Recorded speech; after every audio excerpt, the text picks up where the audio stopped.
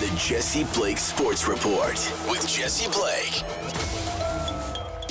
Welcome to the Jesse Blake Sports Report. Whether this is your first time here, your last time here, or somewhere in between, I appreciate that you're here today so that we can discuss the Hart Trophy. And I'm so excited to talk about this because this is one of the best Hart Trophy races that we've had in years. Because a lot of the last few years of the NHL, the Hart Trophy has just been the Connor McDavid Award, where Connor McDavid just scores a boatload of points more than anybody else. And it is now just the Connor McDavid Award. He gets it. He scored so many points. Nobody can really compete with him. But not this year. This year, we have an actual race and actual debates online about who should be nominated, who should win, who's won, two, blah, blah, blah, blah, blah. So we get into all of that today, and I'm very excited. So let's get to it by starting with the definition from the National Hockey League of what the Hart Trophy is, because it is important we outline this definition. The National Hockey League writes, the Hart Memorial Trophy is an annual award given to the player judged to be most valuable to his team. The Hart Trophy is not an MVP in the simplest sense that it's the most valuable player. It is the most valuable player to his team. The NHL specifically outlines in their definition of the trophy. And that's important going forward. Now that we have that clear, I want to talk about the four contenders that I have. They got to be in your top four. They got to be in your top five somewhere. I don't care who that fifth person is. These four are in the top four. I have two honorable mentions that fall out of those solidified top four. Those two honorable mentions are Artemi Panarin and David Pastrnak, who are having unbelievable seasons and unbelievable standout seasons for really good teams, which is very important. Those two individuals are on good teams, but their performances as individuals are leading their teams so far and above that they deserve some recognition here. But there are four players who their statistical performance is a pretty far ahead of that of Panarin and Pastrnak that I can't really give either of one of them the MVP, the Hart Trophy. So I have all the other four ahead of them, but they deserve some honorable mentions. The four players who could win the Hart Trophy. And before I get to them, I keep delaying the four. Before I get to them, shout out all the teams that are just too good at being teams. So you can't have a player most judged to be impactful to your team because your whole team is good. Vancouver, shout out you. Shout out Florida. Florida, who Kachuk is really having a strong second half, and maybe he can pull away from the rest of the team. But that's a team, that's a group project that is having everybody contributing. So you can't really have a Hart Trophy winner in that sense this year, because there's lots of standout performances from these four individuals. Let's break it down. If I were to hand out a Hart Trophy today, who would I give it to? I would give it to Nikita Kucherov. If Nathan MacKinnon surpasses Nikita Kucherov in points by a decent margin by the end of the season, I would give it to Nathan MacKinnon at that point. If Connor McDavid leads the Edmonton Oilers to, let's say, a first spot in the West, a point where they're one of the top three teams, maybe even a President's Trophy, it's probably impossible, but who knows? And then he also is in the top two for points in the season, then I give it to Connor McDavid. And if Auston Matthews scores 70-plus goals, I give it to Auston Matthews. Those four individuals have a case for the Hart Trophy. I just outlined it in one sentence for each of them. Let's backtrack a little. Nikita Kucherov, number one, right now, on this day, deserves the Hart Trophy. That's where I'm putting my vote right now. Currently, Nikita Kucherov leads the league in points. He has 94 points. Nathan MacKinnon has 91. He also leads the league in primary points by 9 over Nathan MacKinnon. Nathan MacKinnon has 62 primary points. 5-on-5 goals, Kucherov's got 19. Primary assists, he's just behind Connor McDavid, who has 38.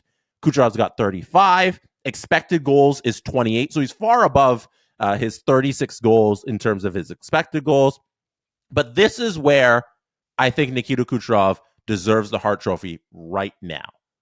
Points to his next closest teammate. 36. If we run down my top four, if we run down my top six, we have Nathan MacKinnon, who's at 21 points to his next closest teammate. David Pastrnak, who's at 29 points to his next closest teammate. Panarin is at 22 points to his next closest teammate. McDavid, 15, and Auston Matthews, 1. 36 points to his next closest teammate, and he's dragging the Tampa Bay Lightning into a playoff spot when they're having a very big down season for the Tampa Bay Lightning. Takeaways, 45 takeaways, and like I mentioned, Tampa Bay Lightning got 65 points on the season. What he's doing individually, bringing the Lightning to where they are in the standings, I think is the most impressive out of all of these guys that I just named. And the fact that on top of all of that, he's leading the league in points. He's leading the league in primary points. He's right up there with primary assists with Connor McDavid. All of that, Nikita Kucherov today is the Hart Trophy winner. Nathan MacKinnon, number 2 on my list, on my ballot as of today.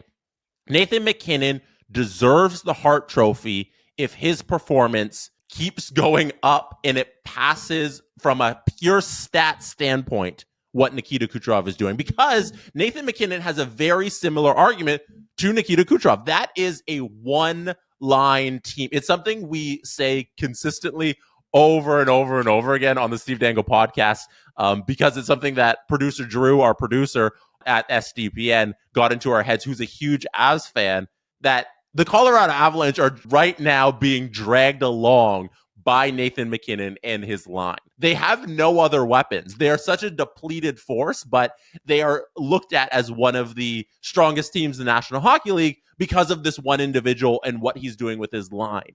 But I don't think it's enough to surpass Nikita Kucherov, who's passing him in most of the stats categories. So if Nathan MacKinnon is able to jump Kucherov from a pure stat standpoint and bring the Colorado Avalanche to a point where they win their division, they win the West, they might win the President's Trophy, something like that, then I can see at the end of the season, okay, yes, Nathan MacKinnon gets the Hart Trophy. That is how Nathan MacKinnon will deserve it if all of that comes to fruition by game 82. Connor McDavid. Connor McDavid is such a fascinating case here because he doesn't have the goals like he had last year, where he put up 64 goals, I believe he ended with. This year, stuck on 21 in 50 games, which isn't like, that's nothing to sneeze at, but that's well off of what Connor McDavid is used to putting up in terms of goals these last couple of years. So with all that being said, primary points, still 59 primary points, which is unreal. Leads all of these 6 individuals with in primary assists with 38. Penalties drawn. Penalties drawn is a fun stat that Connor McDavid is currently leading all of these guys with. He has 58 penalties drawn. Next closest is Nathan MacKinnon with 50. And if you go down to the next closest, it's Pastrnak and Panarin with 34 each. So you see right there on something simple like penalties drawn, Connor McDavid's impact when he's on the ice and with the rest of the team. You know, he's giving his team opportunities. He is valuable to his team. That's why I like that stat when you're talking about the Hart Trophy race. But with Connor McDavid, I don't think, because of how much Edmonton struggled at the beginning of the year, and frankly, they struggled at the beginning of the year because Connor McDavid wasn't healthy. He missed a couple of games. You remember around there at the outdoor game, the Heritage Classic, he missed a couple of games around there. And that's when everything was going bad for Edmonton and the Oilers. And then as Connor McDavid started picking up, the season turned around, the unbelievable win streak. And now if Edmonton is able to have a back half of the season, these last, 30 games-ish that are left, if they're able to go on another great run, let's say they put up a whole bunch of points and they get to the top of the Western Conference, I think Connor McDavid, that feat will be more impressive than what I just outlined Nikita Kucherov or MacKinnon can do. His ability to drag the team from that position where they were at the beginning of the season to, if they win the President's Trophy, if they win the West, if they win their division, I think we sit there at game 82 and we say, wow, this dude is so far and away the best in the world, because right now he is the best in the world. He's the best player on planet Earth playing hockey. The stats aren't there, though. If the stats get there, the team performances get there. you have a strong case for giving Connor McDavid the Hart Trophy. He's got the outside shot right now amongst my top 4. I think Connor McDavid's probably 4th on my ballot. But if Edmonton plays even better down the stretch here, Connor McDavid gets that Hart Trophy. Lastly, and this is the most contentious one because what he's doing in terms of the team performance isn't as impressive. If we go back to the points to teammate category on this handy little chart I made, you can see it on the screen if you're watching this video on YouTube. If you're listening, that's why I've been reading out stats to you. Points to next teammate, Auston Matthews is last in this category amongst these 6 players. He has 1 point to his next closest teammate. That would be William Nylander, who has 72 points, and Auston Matthews has 73 points. So if you look at all the other guys, Connor McDavid has 15 points to his next closest teammate. That's the second worst, and Auston Matthews has 1. So you can say his impact on his team is lesser because he has William Nylander this year, who's putting up just as many points as him. But the case for Auston Matthews in the Hart Trophy becomes the Erik Karlsson case for the Norris Trophy. And whether you want to relitigate that Norris Trophy from last year, it happened. The voters saw it, and it happened. Auston Matthews deserves a Hart Trophy vote if he puts up a goofy number of goals. Goals, as the debate has gone on for the last few weeks, as Auston Matthews gets closer and closer to a goofy number, goals are the most important thing in this sport. Goals are how you win the games. It's so funny to debate like the impact of goals and whether a primary assist is as impactful and all this nonsense that people love to argue about on Reddit and Twitter and wherever on the internet you argue about your hockey or Instagram comments or whatever it is. Auston Matthews, if he put up 72 goals, that number is too goofy to ignore. That is something that it doesn't happen. 70 goals does not happen in hockey. That's once every 30 years you get that, in terms of like, okay, this isn't the 80s, you know? It's a different brand of hockey, and people aren't supposed to score 70 goals in this league. If he does that, the number is too ridiculous to not give him the Hart Trophy vote. But I think 68, no. Like, I there's a really good case here. If Auston Matthews has like 68 goals, 32 assists, like, no. You got to hit the goofy number for us to give you this trophy and us to say, yeah, putting up 70, 72 goals for your team makes you the most valuable player to your team. That's the case for Auston Matthews in the Hart Trophy. I think if he gets to a goofy number, it becomes Erik Karlsson with 100 points last year, getting the Norris Trophy, despite his inability to play defense. Auston Matthews, who, let's not ignore, is also really good on defense. I'm sorry that he's too busy scoring a lot of goals that he can't put up a lot of assists. But takeaways. Out of these 6 individuals, there's a reason I have takeaways on this chart. Auston Matthews does lead everybody out of these 6 guys in my top 6 in takeaways. 58 takeaways. Next closest is Connor McDavid with 50. Expected goals, he also leads 5-on-5 goals. Obviously, he leads 26 to 22. Nathan MacKinnon is next closest in primary points. When you look at the primary points too, it's not that absurd. 65 primary points for Auston Matthews, which is more than Artemi Panarin, David Pastrnak, Connor McDavid, Nathan MacKinnon. That's pretty good. Second in primary points out of the 6 guys I named here today. Only Nikita Kucherov has more primary points than Auston Matthews. So that is my top 4. That is the case for each one of them. I think it's a solid 4. If I'm ranking it as of today, the goofy number hasn't been done by Matthews, but if he hits 70, if he hits 69, it's probably enough because 69 is a fun number, so I think they probably give it to him there. But 68, no. 68 is not goofy enough. We need 69.